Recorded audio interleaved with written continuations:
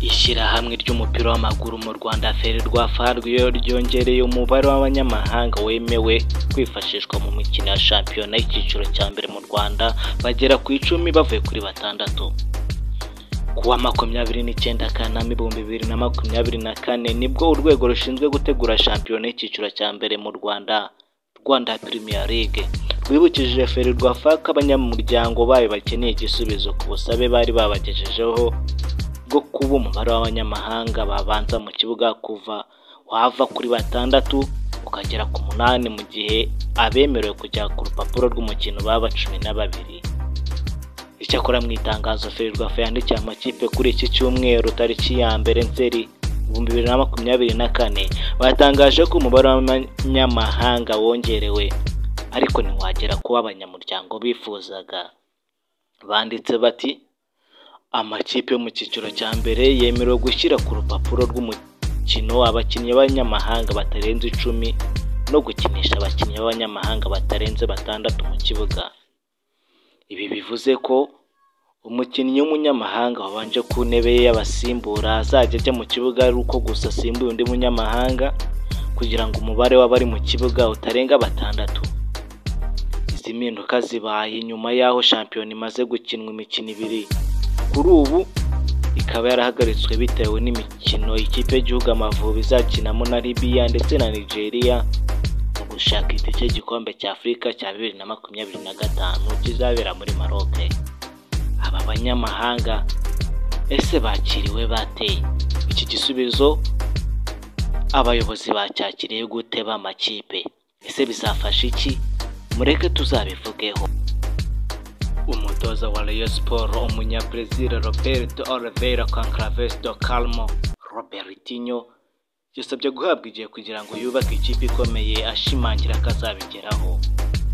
Yabivuze nyuma y'umukino wa gicuti Rayon Sport yatsinzemo Adax yahindutse Imena Football Club ibitego 10-1 kuri wa 6 mu Nzove.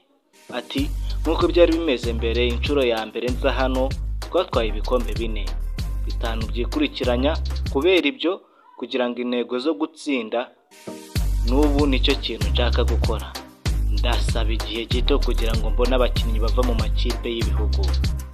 Robertinho yakomeje agira ati mfite icyizere kuko ndi gukoresha uburyo bwamfashije mu myaka y'imikino 5 ishize. Intego yanjye ni ukubaka ikipe ikomeye igizwe n'abato n'abafite ubunararibonye mu gihe.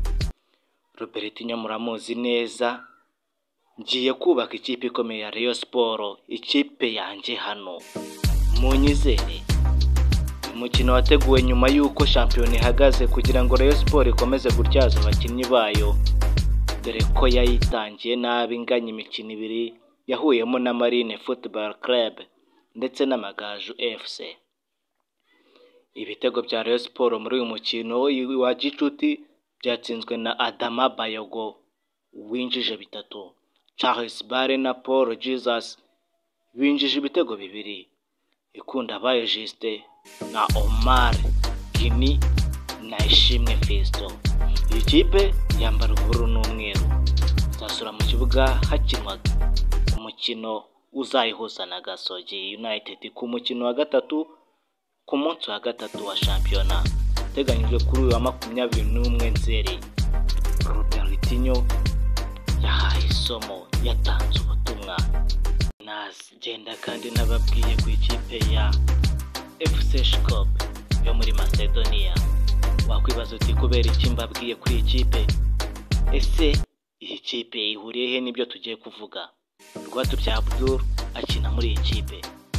Ikipe ya FC Shkop yo muri Macedonia y'Amajyaruguru yatangaje ko yatandukanye na myugariro mpuzamahanga w'umunyarwanda Rwatubyaye Abdul amasaha make yagaragaye mu mukino yatsinzemo FK Silex.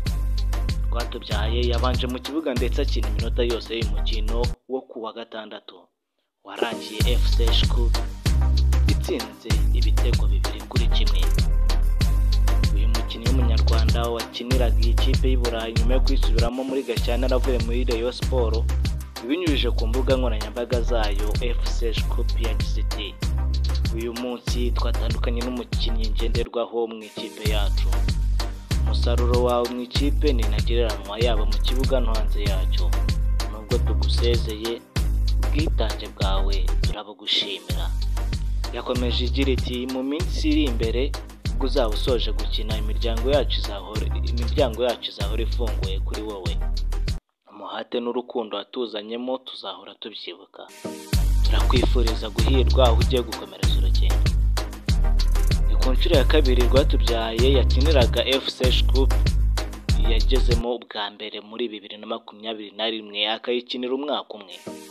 Rwatubyaye asanzwe ahamagarwa mu ikipe y'igihugu Amavubi, yakiniye APR FC, Isonga Football Club na Rayon Sport mu Rwanda, Kansas City, Scott Park Rangers, Colorado Rapids na Colorado Switchbacks muri Leta Zunze Ubumwe za Amerika.